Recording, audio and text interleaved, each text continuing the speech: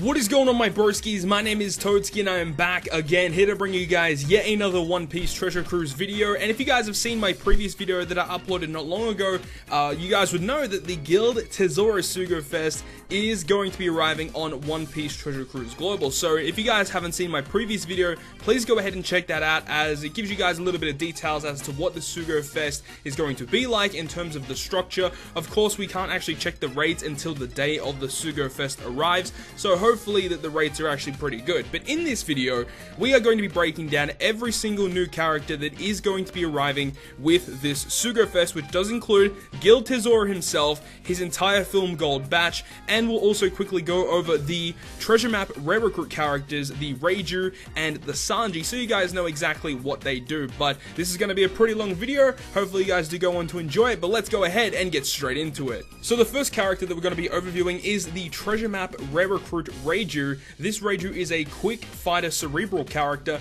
and a max level at level 99. She has 2170 HP, 1312 attack, and 401 recovery. Her captain effect is going to boost dex and quick characters attack by 2.5 and boosting their recovery by 1.2. For a treasure map rare recruit character, she actually has a pretty decent captain effect in comparison to some of the other ones that we have had in the past. So if you guys do pull this character, she's going to be really good for getting more treasure mode points running her as a captain, and having her as a captain is going to be a lot easier for you to find friend captains for her as well. Now, her special ability always will come at a 13 turn cooldown, and it will completely remove poison, which is great, and she changes the left column's type slot. So any slot that's in the left column that is strength, dex, quick, psi, or int will be changed into a matching orb, and then she will also boost the orb effects or the slot effects of dex, quick, and psi characters by 1.75 times for one turn. Pretty interesting that she will go ahead and boost the orb effects of psi characters. I don't really know where that comes from specifically,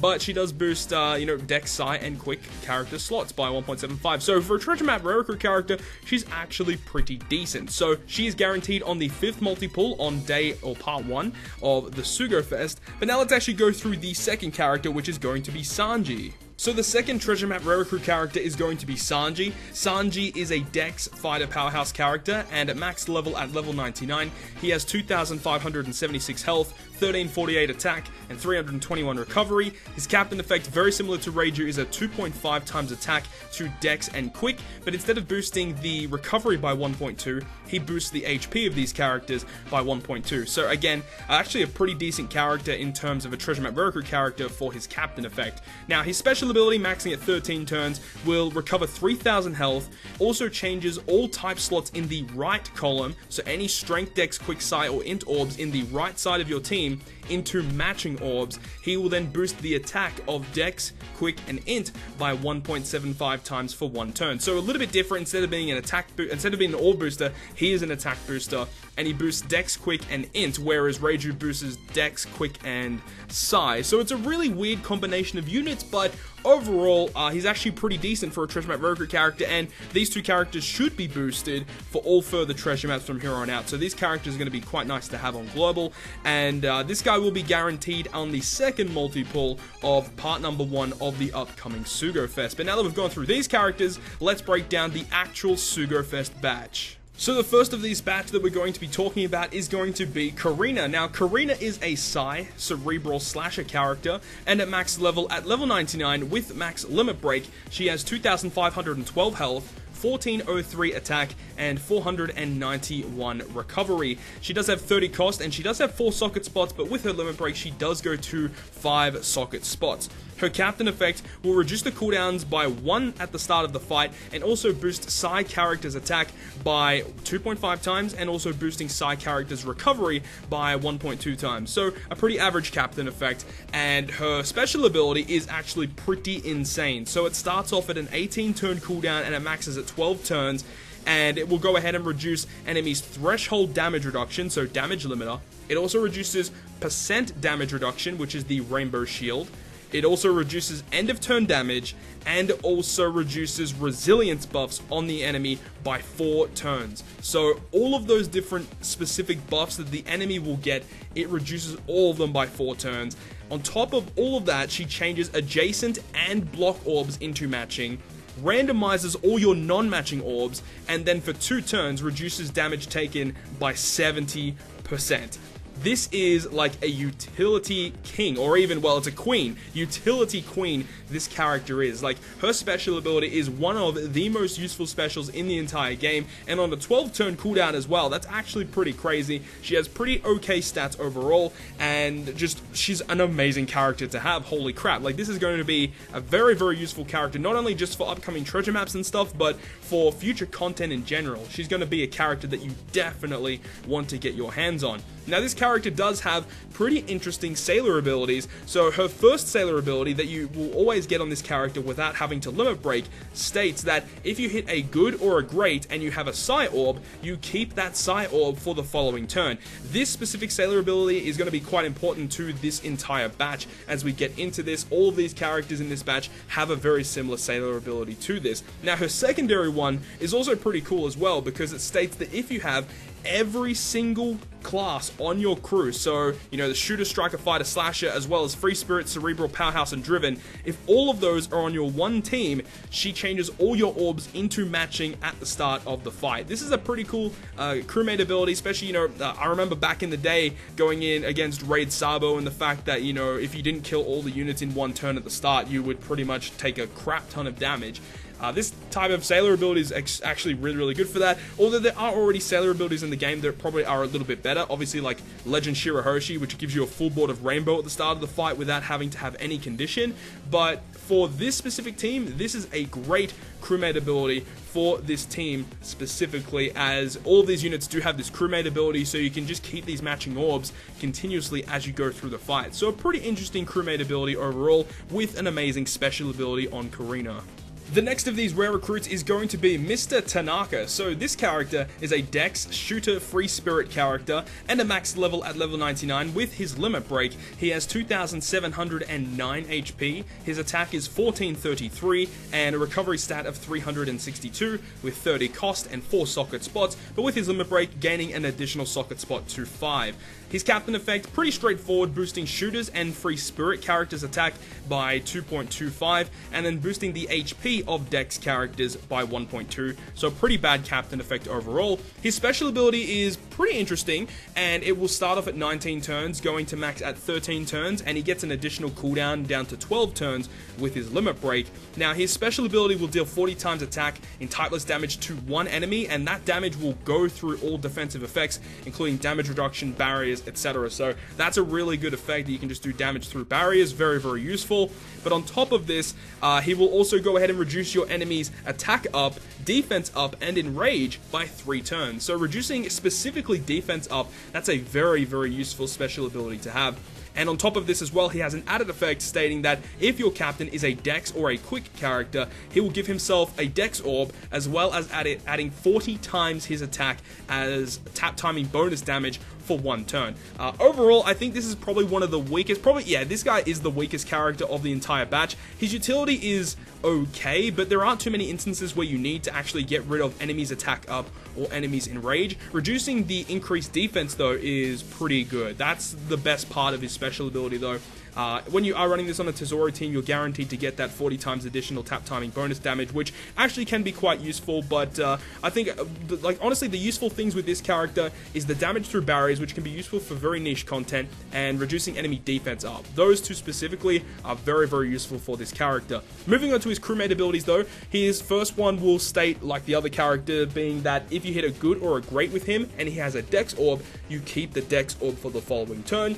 And his secondary one, he reduces special bind on himself by 3 turns. This is actually quite a good part of him as well. The fact that, you know, if you are special binded, you are able to get around that. It would have been nice if he had a special ability that removed special bind on your entire team. If he had this, this would be great, so that he could resist it and then remove the rest of your character's special bind. Unfortunately, he does not have that, but I think definitely he is the weakest of the entire batch.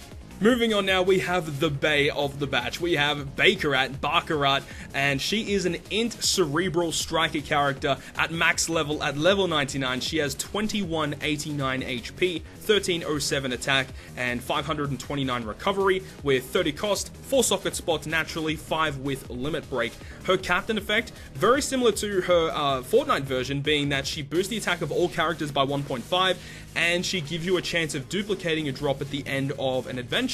So that's very, very good. Obviously, if you have Legend Buggy, you're never, ever going to be using this type of captain effect. But if you don't have Buggy, this is still a pretty decent captain effect overall, because it essentially is the same captain effect as Buggy, except that it's not a guaranteed chance to drop a specific piece of treasure from an island. So not a terrible captain effect though. So moving on to her special ability though, starting off at 19 turns, maxing at 13 and 12 with limit break, dealing 77 times her attack in typeless damage AoE to all enemies. That's a huge amount. Unfortunately, she doesn't actually have that much attack, but 77 times her attack is pretty substantial. On top of this, she also removes your crew's attack down, chain multiplier limit, and paralysis by 3 turns. She removes 3 very, very annoying debuffs. So in terms of utility, she's very good. But on top of this, she has an added effect stating that if your captain is either int or a quick character, she changes her own orb into an int orb and also boosts slot effects by 1.75 times for 1 turn. Very, very good character, giving you really good utility and basically being an orb booster as well. So she is one of the better characters in this batch as well. Just all round very good unit, as well as the AoE damage. Like, oh my god, she's just such a well-rounded unit. If she had a little bit higher attack, man, she would be absolutely crazy. But yeah, definitely one of my favorites of the entire batch. Moving on to her crewmate abilities though, it is a little bit unfortunate that she doesn't really get that many good crewmate abilities. First one is like the rest of the batch, being that if she has an int orb and she hits a good or a great, she keeps it for the following turn. And her secondary one is a little bit unfortunate, but only boosting the recovery of all characters by 40 isn't really that important, so I wish it was something a little bit better. But overall, you can't really deny that she is definitely one of the best characters in the batch with such a powerful special ability. And now we move on to the final rare recruit character of this batch, which is going to be Dice. Now, Dice is a strength fighter powerhouse character, and at max level, at level 99 with max limit break, he has 2,982 HP, 1598 attack, and 232 recovery. He has 30 cost, 4 socket spots naturally, and 5 with his limit break. His captain effect, very straightforward, boosting powerhouse characters attack by 2.25, and then boosting strength characters attack by 1.2 times, meaning that if you have a strength and a powerhouse character on his team as a captain, it's a 2.7 times boost. Not very, very important, so you shouldn't really be using this guy as a captain. His special ability though is really good. So it will go ahead and start at 19 turns, max at 13 and 12 with his limit break, cut the HP of one enemy by 15%. He also will then go ahead and reduce barriers by 1 turn. And if your captain is either strength or quick, he will give everyone a 1.75 times attack boost, as well as giving himself a matching orb. Now, one of the big downfalls of him that I really I'm a little bit upset about is the fact that he will do the HP cut first, and then he does the barrier reduction, because that's what it looks like here. According to all things that I've seen, according to this, he does the health cut first, and then he reduces the barrier. If it was flipped, this guy would be freaking crazy. But one of the main reasons why this guy is so good is, well, I really want him personally for a Katakuri team. This guy is exceptional for Katakuri teams, because sometimes it can be quite annoying having to run Oven, because he won't always give you the 1.75 times attack boost to your units, or the 2 times attack boost to your units. You have to, delay first and then activate his special. But with Dice, he gives everyone that boost because your captain is a strength character with Katakuri. So he's one of the main units that I really would love to get. But for his own batch, the Film Gold batch, he is a very nice unit to have, being the type booster for the crew, as well as reducing barriers. That's a really nice piece of utility. Doing health cut as well is very good. So he does the health cut, but if they have that barrier, you are able to remove that. And also he gives himself a matching orb as well, which is quite good. So definitely Dice is one of my favorites of this batch. His Sailor abilities are pretty interesting as well. Once again, being the same as before, being if he hits a good or a great with a strength orb, he keeps it for the following turn, and he boosts the attack of all characters by 40. This is a much better crewmate ability compared to Baccarat, obviously depending on the team, but for most cases, boosting the attack by 40 is much more desirable compared to boosting the recovery of all characters by 40. But as I said, does really depend on the team. But now that we've gone through every single rare recruit character of this batch, let's go ahead and move on to the Sugo-Fest exclusive character of this batch, being GILD TESORO. So I'd like to introduce you guys to the brand new Sugo-Fest exclusive character, being GILD TESORO. Golden Tesoro is his 6-star form. This character is a quick, driven striker character at max level at level 99 with his limit break. He has 3,797 HP, 1,728 attack, and 441 recovery. So across the board, very, very good statistics. 55 cost and 5 socket spots. Now, his captain effect is one of the most difficult captain effects to build teams for, because you need one of every single class in your team in order to activate the captain effect of GILD TESORO. So if you run the entire Film Gold batch, you will be able to fulfill this condition of having a striker, shooter, fighter, slasher, free spirit, cerebral, powerhouse, and driven character on your crew. Now, because this guy already is a driven and a striker character, the friend captain and your bottom 4 units have to fulfill the other 6 classes. But typically you want to be running double GILD TESORO with this because of the way that he works. I guess technically you could run like a friend Blackbeard and you could run some pretty interesting stuff with that. But anyways, let's go ahead and go through what he does. So if one of every class is on your crew, he will boost all characters' attack by 3.75 times and all characters' HP by 1.35. So just that alone, that's fantastic. You get such a substantial boost. However, there is a caveat to this, being the fact that he is based around hitting great. So we'll go through that a little bit further. But once you do have all of the classes on your crew, he actually increases your matching orb rate. So that's a very, very good thing to have. But typically, if you are running the Film Gold batch on his exact team, then if you just keep hitting goods and greats, you'll be able to just maintain your orbs anyway. But the fact that he increases the chances of matching orbs is very good, especially when you're not running that Film Gold batch. This is going to be a great side effect to his captain effect. Now, the thing about it is that he boosts the attack by 4.5 times after you hit 4 greats in a row. And if you hit a perfect, he reduces the next attack that you hit with by 30%. So the way that it works is let's say I hit 3 greats and then I hit a perfect. So that means that my 5th attack will have a reduced damage output by 30%. So typically with GILD TESORO, what you want to be doing is you hit 5 goods and then you end off with a perfect, so that you're obviously, it's the last attacker on the chain. Your next attack can't really get reduced attack. So that's the way that you want to be working with GILD TESORO, is you hit 5 greats. The last unit that you hit a great with is going to be having the 4.5 times attack, and your perfect is going to be having your 4.5 times attack. So overall, his damage output can be quite immense. Now, some people might say, oh, you have to hit greats. It means that your chain multiplier is going to be significantly reduced. That is actually true. However, his special ability does definitely assist with this. So maxing out at 9 goddamn turns, starting off at 16, going down to 11, and then when you limit break him, gets 2 cooldown reduction at such a low cooldown, being able to deal 200,000 fixed damage to all enemies. He then changes the top row and the bottom row orbs into matching and locks the chain multiplier at 3.25 times for 1 turn. Oh my god, he is the highest chain locker in the entire game as of me making this video right now, even on the JP side of the game. 3.25 times chain lock is freaking crazy. But just, he doesn't only provide that to your team, the fact that he gives you lots of matching orbs as well, and AoE 200,000 fixed damage, like, oh my god, this character is crazy as a sub.